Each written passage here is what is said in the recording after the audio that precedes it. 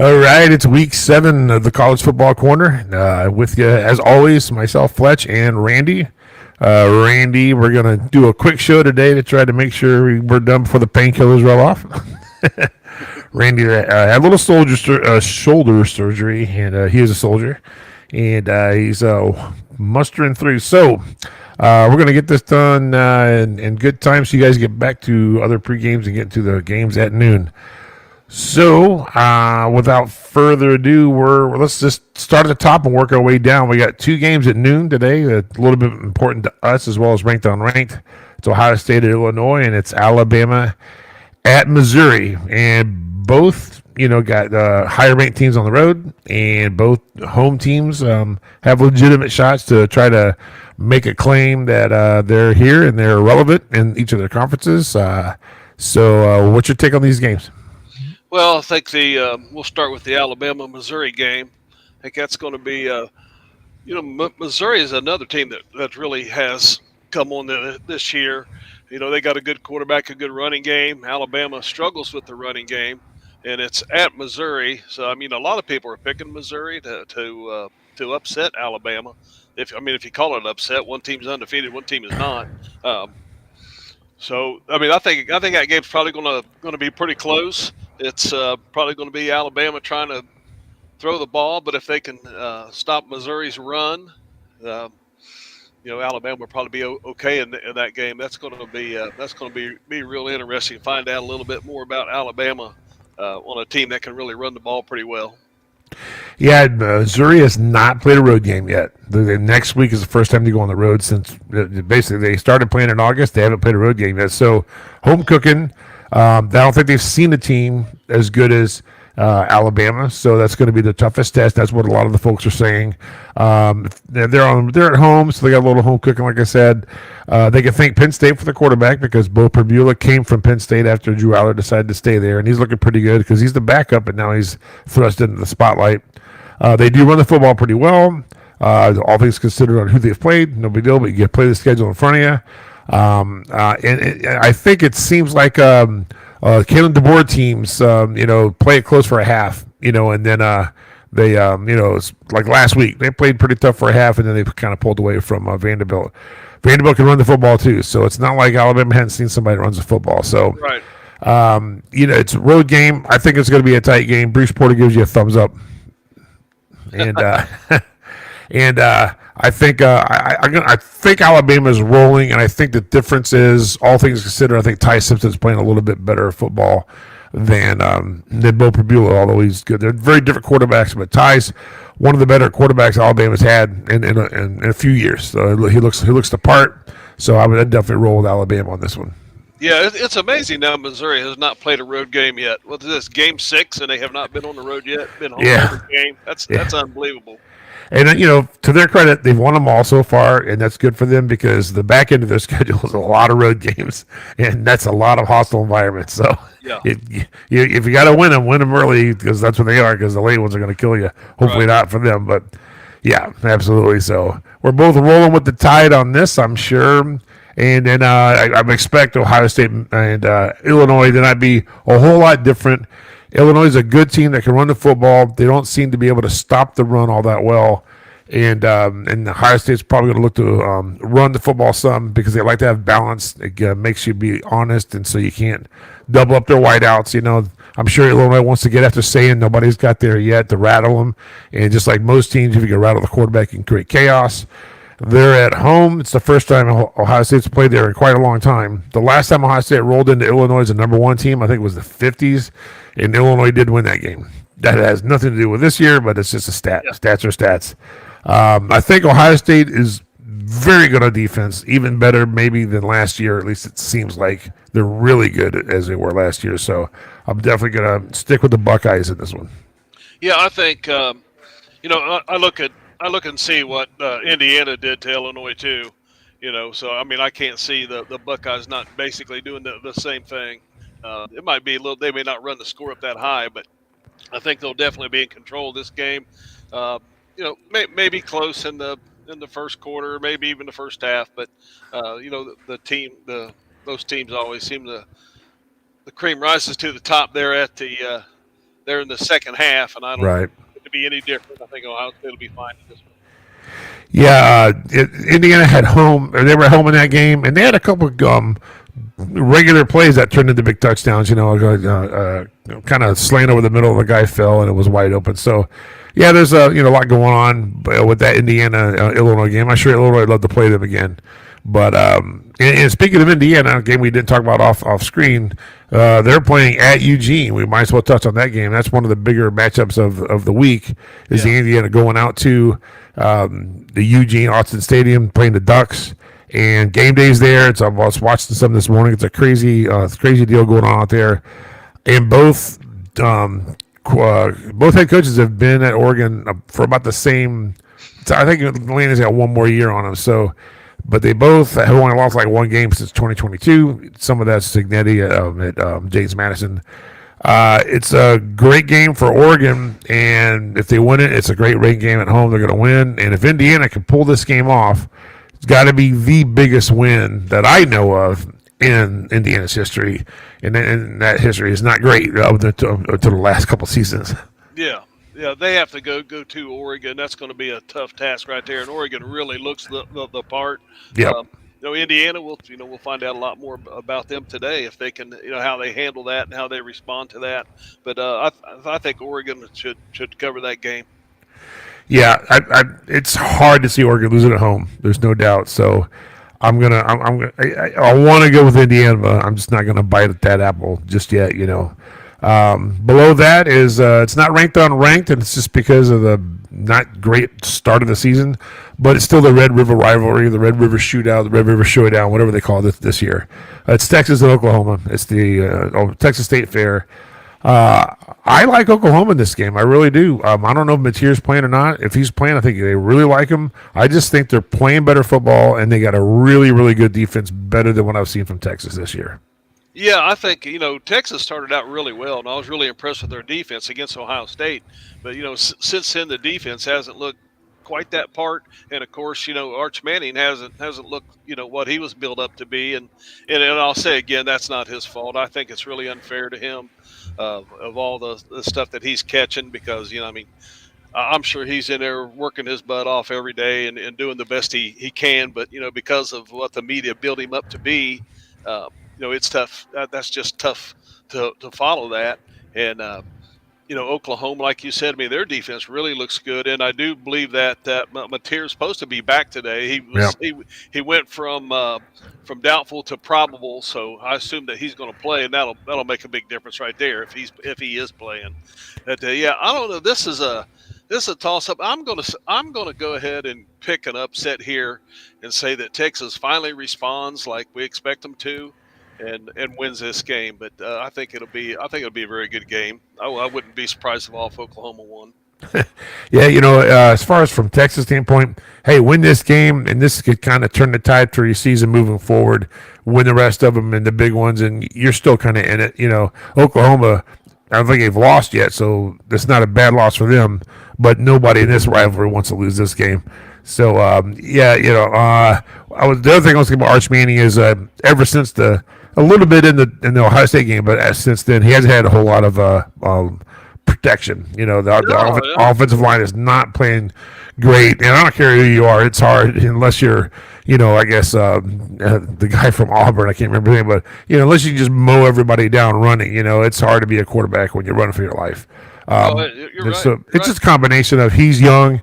And the media built him up way too much. Heisman hopeful before the season started. Come on, man. That's just ridiculous. None of us here at the corner thought that was, we all thought that was insane. So It's not his fault, like you're saying, 100%. He'll be fine, I think. I'm not saying he's going to win the Heisman, win a national championship, but I think he'll be a decent quarterback or better starting next year and stuff. This year he could probably play better and all that, but they've lost some games they wanted to win, and I think he'll be okay. He's a big dude. He's made a mistake. He is a big dude. Oh, he is. He has all the tools and everything. And I'll tell you the other thing about Texas that it's not just Arch Manning in the defense. The really big disappointment to me is Steve Sarkisian. Everybody thought, well, this is an offensive genius. There was times that he had, great game plans, but we really haven't seen that the last 2 years. I don't know what's going on there, what's changed. Yeah. But it doesn't. He doesn't seem to be. He doesn't seem to be getting around the corner on that.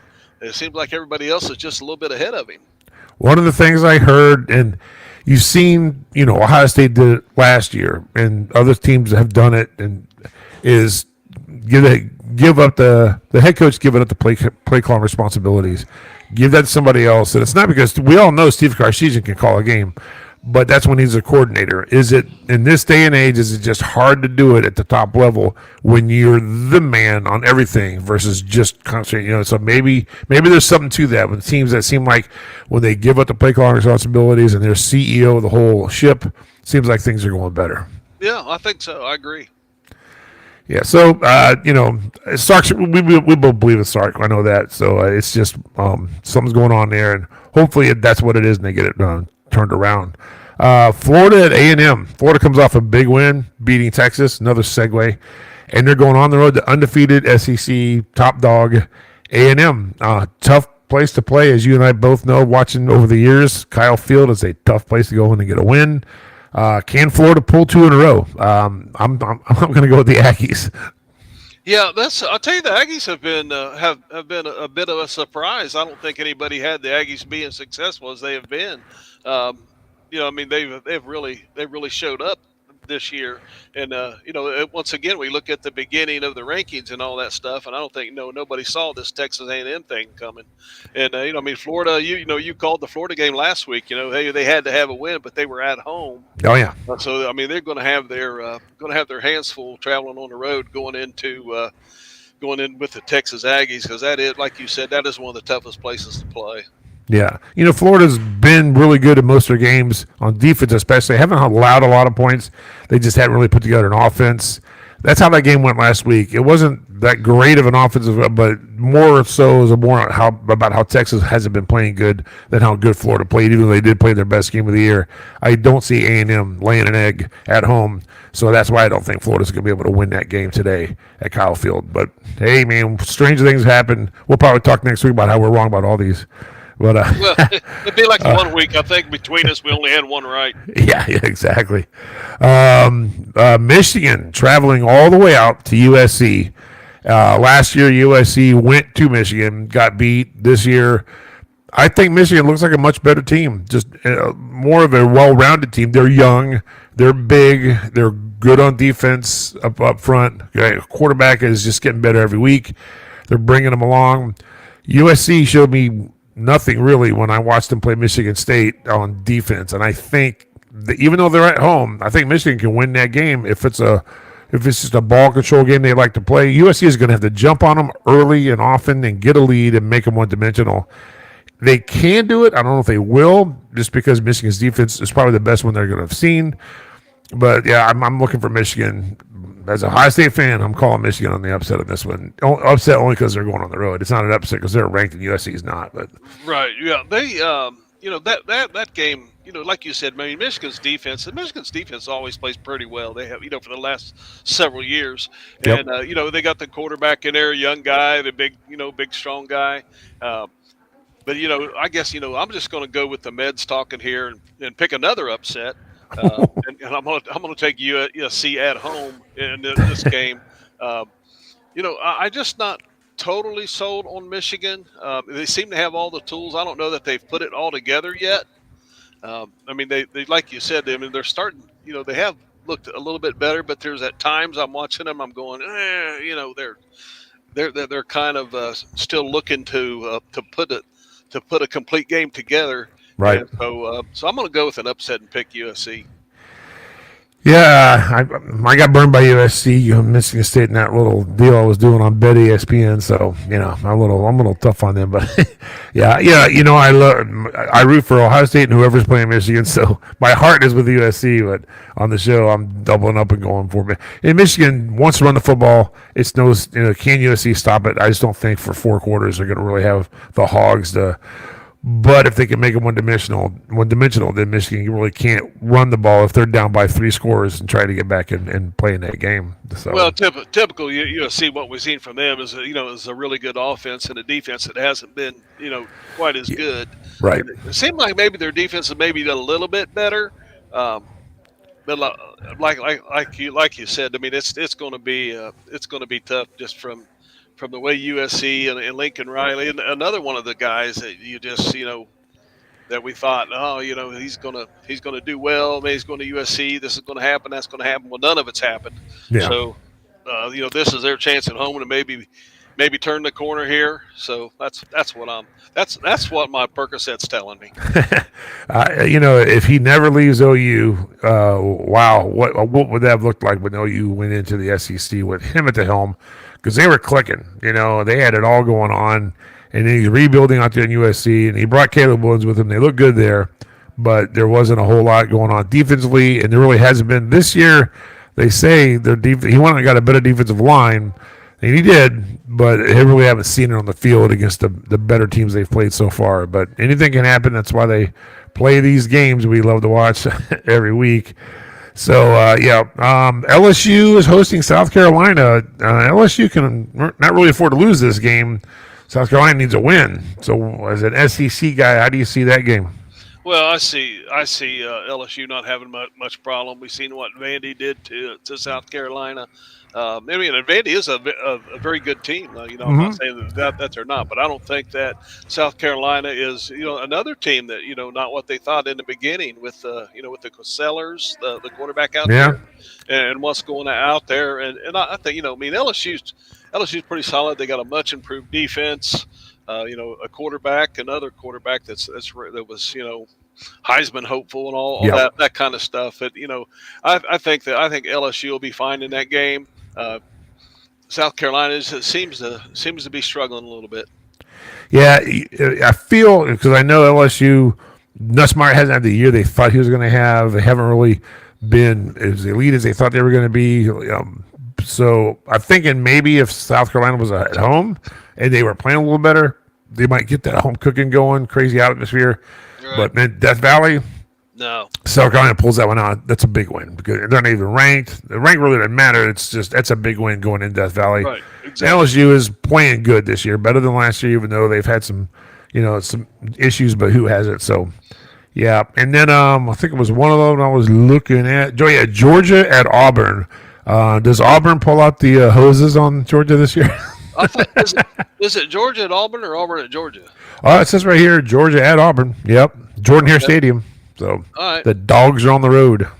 That'll be it certainly helps. When we get these home games in college football, we know the advantage that can bring with these hostile environments. Oh yeah. I still think Georgia's probably going to be too much for Auburn. Auburn has, they've played well. They played much better, and they've played some really close games. I look for this to be a really close game, but I think in the end that Georgia can pull this out. I'm going to call the upset, and for no other reason than we all know Georgia's great. We all know Kirby's the best at halftime adjustments and all that. At Auburn at night, that's where the weird things happen. You're like the bomb to Auburn hit off the Georgia guy's thing and landed in his lap, and he runs it in the end zone. And all the Georgia guys are laying on the carpet like, what just happened? That was before Kirby, but weird things happen at that stadium. I'm going to see if we get another weird one this week. I don't know how or what, but I'm gonna with no money, I'm gonna take Auburn on the upset on this just to see. No, you're absolutely right, and it seems to usually happen when Alabama's in town. But with Georgia too. But you're right, man. Strange things happen at Auburn and at night. So I fully understand what you're saying there. That's who knows. Getting close to Halloween at Auburn. Oh, geez, you never know what's going to happen. Yeah, if it was another couple of weeks, I might even be really into going. It's Halloween now, Really? Because So. I don't think we missed anything. I was looking to see if UCLA is on the schedule, but I guess they must be off or they didn't play the last couple of nights because I wonder if they can pull two in a row. But nope, they're at Michigan State. That's a noon kick.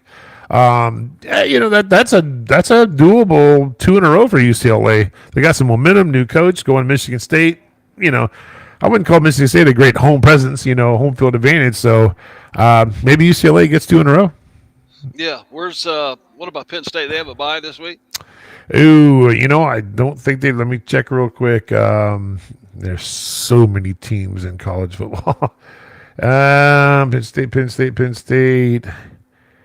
I thought they. I'll just go to the Big Ten real quick because maybe they do have a bye. Just that's one thing that's saving his. Of course, if they were going to get rid of him, they would have done it. If he had a bye this week, they would have get 2 weeks to get somebody in there.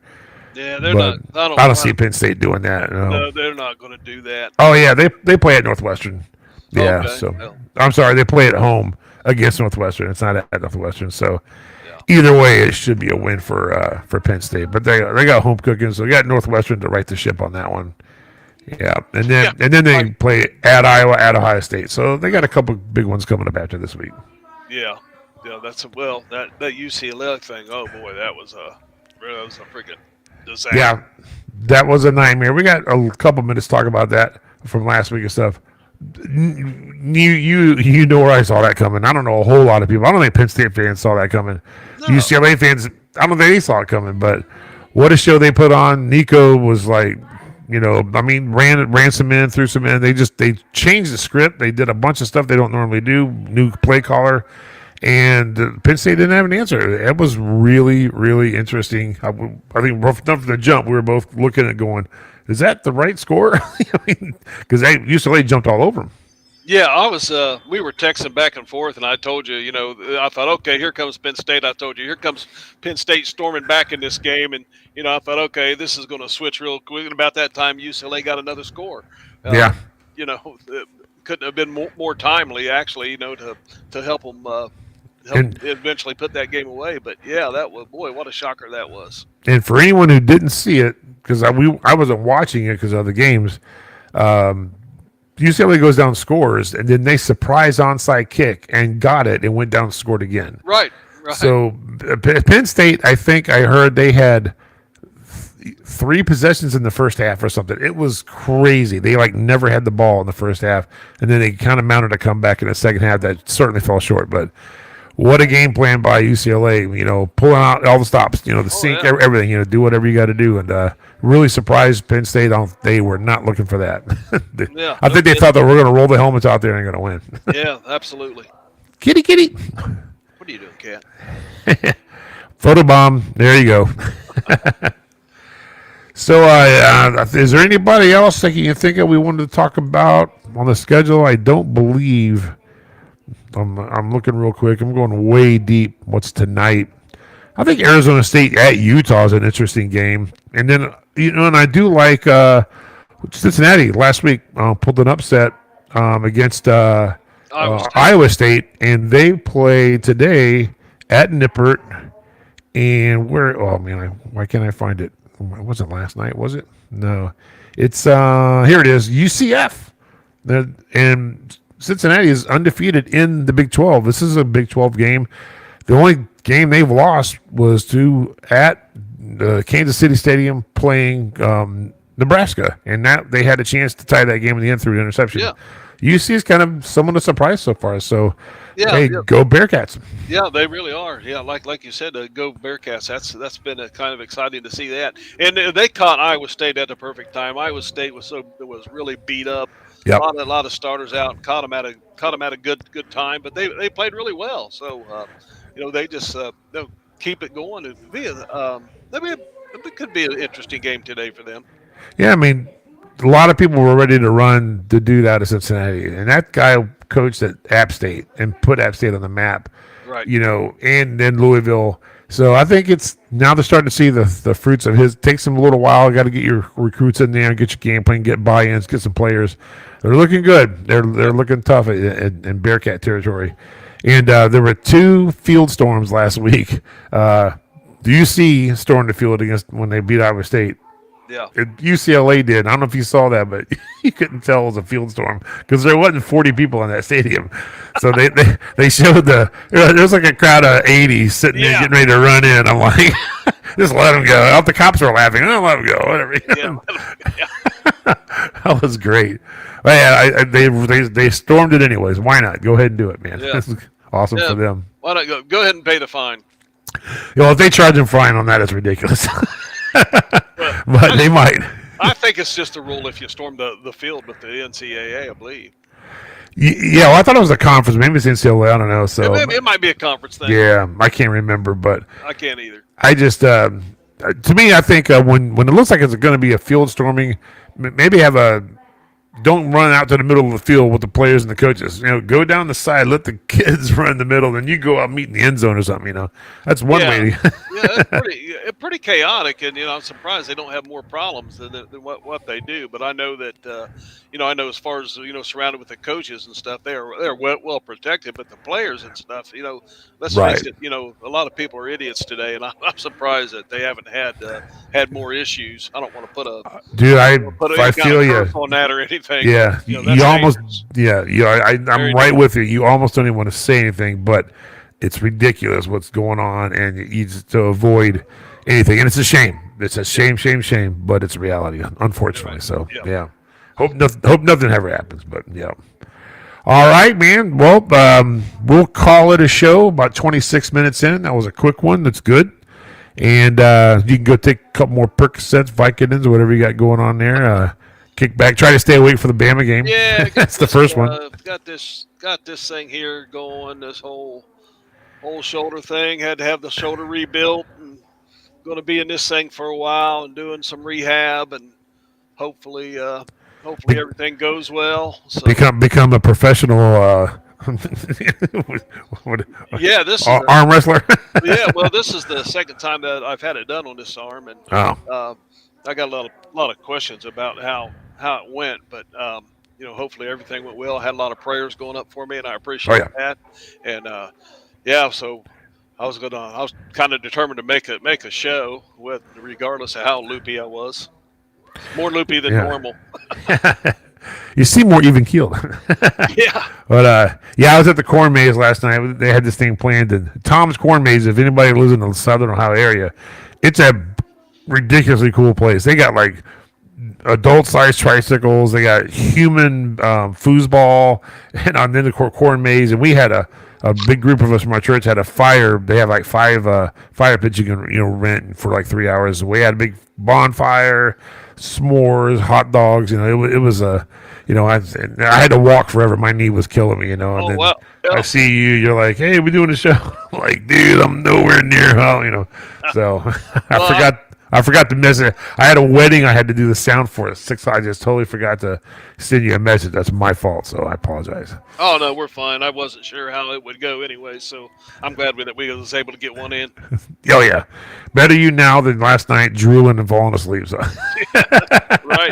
Right. So, all right, man. Everybody enjoy the games, and we'll look to maybe do a recap show. Maybe Sunday night. It might be the easiest night versus during the week, and have a little quick show like this about what we all just saw and what we did, what we said right, and most importantly, what we said wrong, and all that stuff. So, Sounds good. yeah, man. So enjoy the games. Week 7's in the books it's starting as we're heading into October. Yeah, lots of good early games. Yeah, that's when college football really gets interesting, as we all know. So